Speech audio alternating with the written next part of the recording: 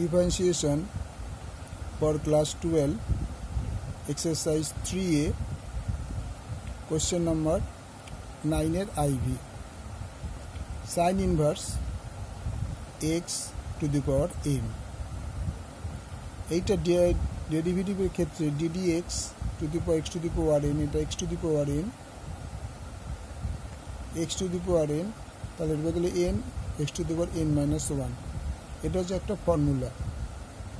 ডেরিভেটিভের। তাহলে ধরি y equal to sin inverse x to the power m। তাহলে এবার ডেরিভেটিভ করবে dy by dx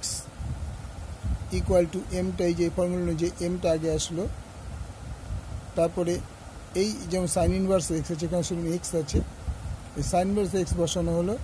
তারপরে n to the power 1 যেহেতু n ছিল কিন্তু এখানে n নয় এখানে হচ্ছে m, তাহলে m to the power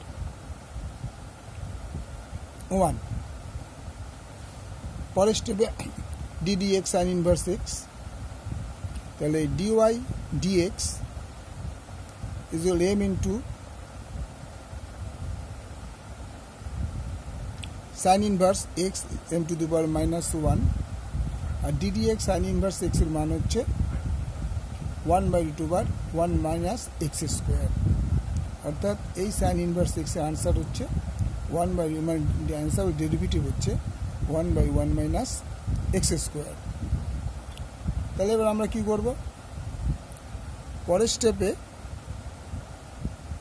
দেখো dy by dx equal to এটা হলো, এবার আমরা কি করে লিখতে পারি m sin inverse x to the power m minus 1 into 1 by root over 1 minus x square। তারপরে তাহলে এটা যদি আমরা মাল্টিপ্লাই করি m into sin inverse x m to the power minus 1 by root over